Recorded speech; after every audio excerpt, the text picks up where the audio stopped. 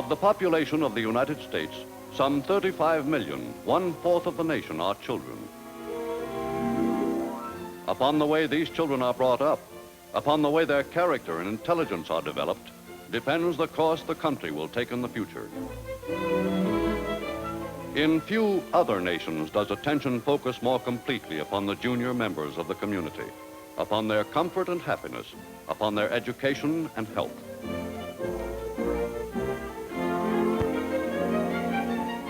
More prosperous than most other peoples, Americans on the average are able to provide a greater measure of security for the young. In the American home, children are brought up in accordance with a social code which recognizes their right to an abundance of affection and attention. This attention begins in the hospitals, where 75% of American children are born. Here, though the birth of a child is a matter of routine repeated many times a day, the characteristic tendency of new fathers to give expression to their exuberance is viewed with indulgence.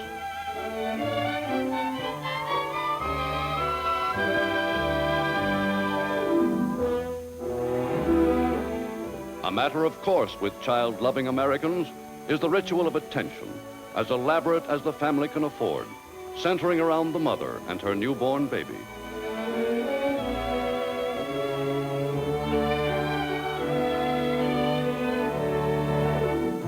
Yet tens of thousands of American babies come into the world each year unwanted, a burden to the mothers who have borne them. I just don't see how I can earn enough to take care of him. Well, a father has to support his child, you know. You can get a lawyer and go to court, even though you're not. No thanks. He let me down. I wouldn't go to him if the baby and I were starving. The nation's children's homes and institutions are filled with unfortunate children, not only babies born out of wedlock, but those from broken homes or with no parents at all, most of whom face life without the love and security of an established home.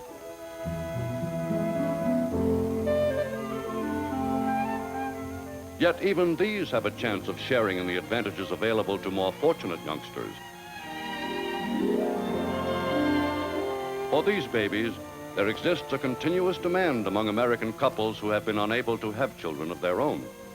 You know, dear, I've been thinking lately, we've gotten pretty much everything we set out to get. Everything except, George, why don't we adopt a child? For couples such as this, there are scores of social agencies which handle adoption procedure in accordance with varying state laws. The aim of these agencies is to select, from among the many applicants for children, those couples who measure up to their standards. Tactful social workers determine whether the applicants will make suitable parents. But wouldn't it spoil the peace you've worked all your lives for, having a rough and tumble youngster about the house? And if you adopted a baby now, why, by the time he's ready for college, let's face it, you and your wife would be 70 years old. More important than the financial standing of the prospective parents is their motive for adoption, whether they want a child for its own sake or for selfish reasons in order to gratify their egos or in a desperate effort to patch up their marital troubles. Sometimes I think we wouldn't always be getting on each other's nerves like this. We could only have had a child. Why not adopt one? In evaluating such people, the social worker is constantly on the alert for signs of emotional instability. For men and women whose temperaments indicate that they would make poor parents must be carefully eliminated. Every place I go, all the girls are talking about formulas and baby clothes and nursery schools and Oedipus complexes, and what can I say? So I told Frank, we just can't let the rest of our crowd get ahead of us like that. I've got to have one, too. So here we are. But among America's married couples, of whom 1 in every 7 is childless, there are many well-adjusted husbands and wives with secure incomes and stable temperaments who feel keenly their lack of children. But we both want one so much, Doctor. Isn't there any way? Have you ever thought of adopting a baby? Well? Obtaining a child through a social agency involves a process of careful investigation. Now, before this agency can go any further in arranging an adoption for you, I'd like to talk with you at your home. Could you give me an appointment for, say, next Saturday afternoon? Following the interview at the agency, the home environment of the applying couple is thoroughly checked by the social worker. The ideal home need not be luxurious, but it must offer the child a promise of adequate care, security, and affection. While investigating the home, the social worker has a further chance to observe the characters of the parents. If home conditions receive a favorable rating, the next step is to talk with family friends to find out the standing of the prospective parents in their community.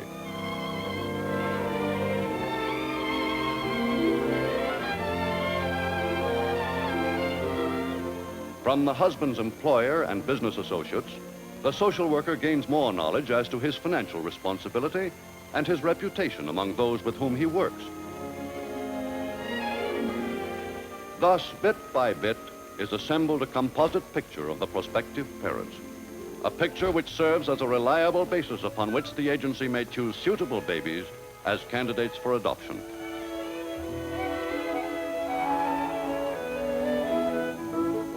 The first responsibility the agency takes upon itself is to see to it that only children in good health are offered, children who will be a source of happiness rather than a burden to their adopted families. The physical condition of all candidates is studied closely over a period of time, during which their growth and behavior are under constant observation. When possible, the medical histories of their families are examined for any sign of hereditary weakness or disease, so that it may be treated or reckoned with in placement.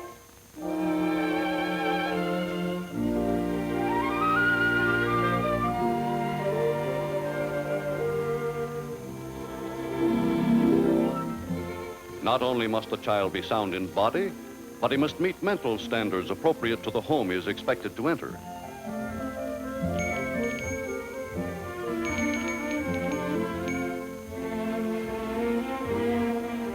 By exhaustive tests of the child's intelligence and behavior, the agency can select the brighter children for parents of superior mental level, while average children go to families of average capacities.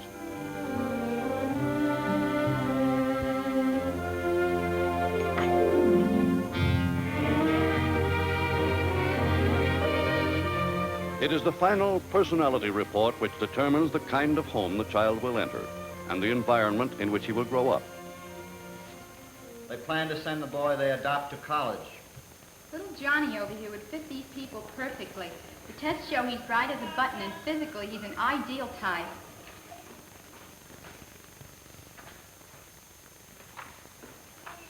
See, he has brown eyes and hair just like Mr. Calahan.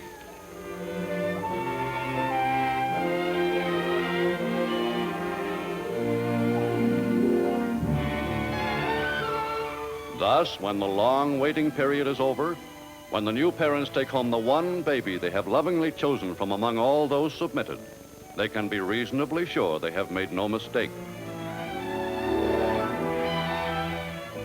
But whether the child and the adoptive parents are ultimately right for each other, only months of living together can tell. For this reason, the first year should be regarded as a trial period, during which the social worker keeps an eye on the progress of the adoption. During this period, the parents may give up the child, though few do, or the child may be taken away by the agency if the arrangement should not be working out well.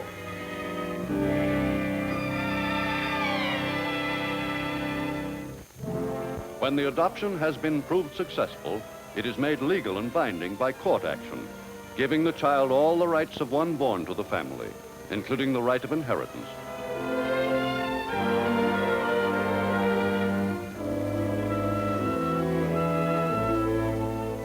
But social agencies find that many couples resent the safeguards devised for their own protection. People who fail to realize that no hurried decision should be made, in a matter destined to have so deep and lasting an effect upon at least 3 lives. Do you mean that to get a child, we'd have to wait 2 whole years? That's right. There are 10 couples waiting for every available child. Why, that's preposterous. We know a lawyer who can get us a baby just like that. Come along, darling. We're wasting our time here. Of grave concern to social agencies is the so-called black market in babies. Actually, a legally permissible procedure whereby unqualified persons procure children for adoptive parents, too often without any sense of the tremendous obligations to both parent and child which such service entails. In this traffic, usually conducted by doctors and lawyers, parents often pay big money to adopt a child about which they know almost nothing, except that it looks appealing.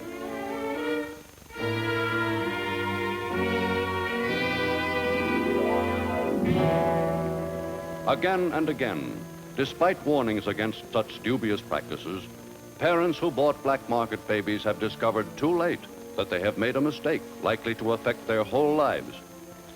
This child has congenital heart disease.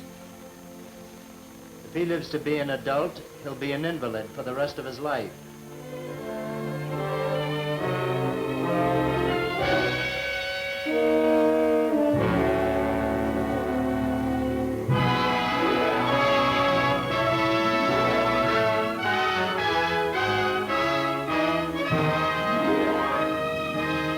Now a branch of the Federal Security Agency, the Children's Bureau has functioned since 1912 as an organization devoted to child betterment.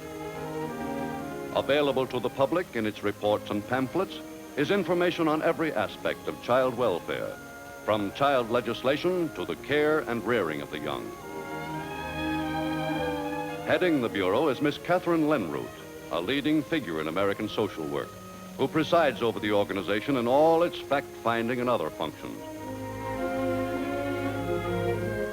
Under Miss Lenroot's direction, the Bureau has amassed in its files the most extensive collection of information concerning children to be found in the country.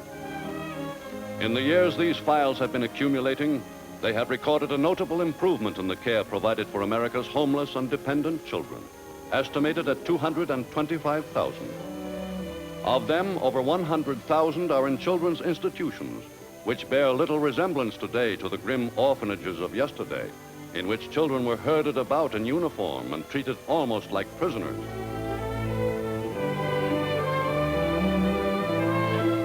In a majority of these institutions, the children are now dealt with understandingly as individual personalities. Their need for affectionate care is recognized and met so far as it is possible to do so, and their health is looked after better than it would be in many homes. Yet, in general, child experts agree that the young need in their lives some substitute to take the place of a father and a mother, that most children are better off in boarding homes where more normal emotional ties can be provided. Boarding parents are chosen from among volunteers who are especially sympathetic to youngsters. They receive fees from public and private agencies, and their homes must be licensed and open to supervision. In some states, laws regulate the number of children any one home may keep.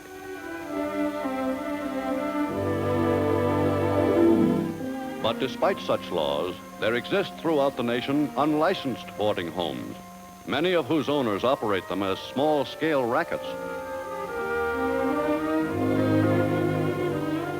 Jamming into their houses as many youngsters as possible, they divert to their own pockets much of the money which should go to feed and clothe their charges. Neglected and badly treated, these children have little chance of growing up into healthy, well-adjusted adults. In most states, such homes operate outside the law, but many states have inadequate regulation, while 6 of them require no license whatever. These and the other problems of needy and dependent youngsters of all ages are the concern of Miss Lenroot and the Children's Bureau. Today, some social agencies handling adoption problems report that they can satisfy only about 1/10 of the great demand for babies. This situation can be changed if we can persuade more people to adopt older children. People should understand that while there aren't enough babies to go around, institutions all over the country are caring for attractive older children, many of whom are eligible for adoption. Among the many children in orphanages today are some older youngsters who, though their number is small, are in the truest sense nobody's children, without relatives, in need of affection and security. But most prospective parents are not interested in these older children, whose characters they feel have already been formed.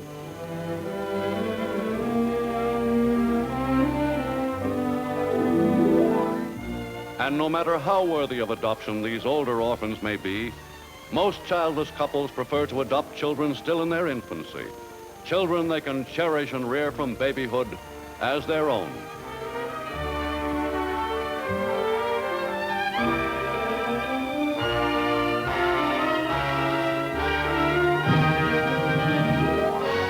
Time marches on.